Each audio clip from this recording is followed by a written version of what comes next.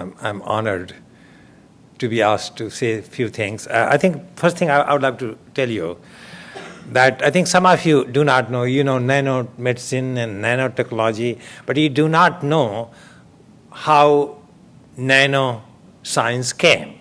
And I saw myself, I'm the witness of nanoscience development. You know, when I came to Max Planck Institute, and I think Leo Isaki, many of you may not know, Leo Isaki got the Nobel Prize for diodes. And he's the pioneer of nanoscience. He was in IBM working and developed these transistors, which we use now, computers. You know, so that was the guy, and he got Nobel Prize for discovering the. So he's the first person who really developed two-dimensional nanomaterials. Because you know, if you want to apply nanoscience in medicine, you have to have certain materials. If you don't have any materials, how you can use them in medical science?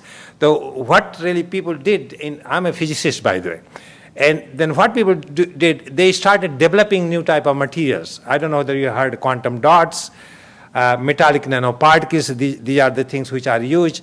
Graphene recently has been invented, and there are about, I will guarantee at least 15 Nobel Prizes were given for these new type of materials, which are really made from semiconductors. So let me tell you about quantum dots. So when I was in Max Planck Institute in Stuttgart, which is the main center for nano research, and being a physicist, by the way, you may have heard quantum mechanics. Quantum mechanics is really taught to the science students, and without quantum mechanics, you do not know, you cannot understand what medicine is nanotechnologies.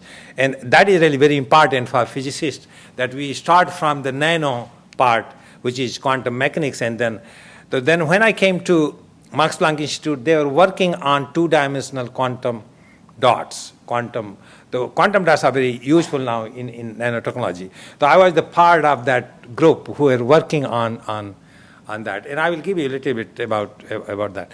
And then what happened then, the question was what else other materials you can do. So I spent about I was a professor in University of Oxford University. And Oxford University at that time, they were developing these metallic nanoparticles and also semiconductor materials which can be used for medical applications, and not only for medical applications, but to make a new type of computers, for example, or new type of switches, sensors, or so.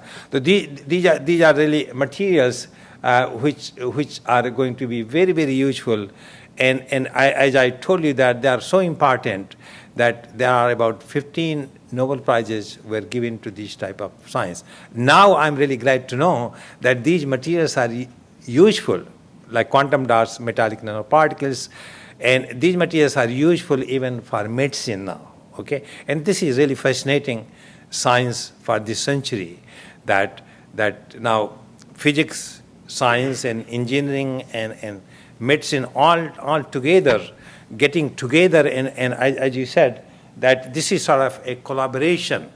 And nanoscience is the only science at this moment which bring all sort of people together. Like you can see here, I'm a physicist and different type of group people.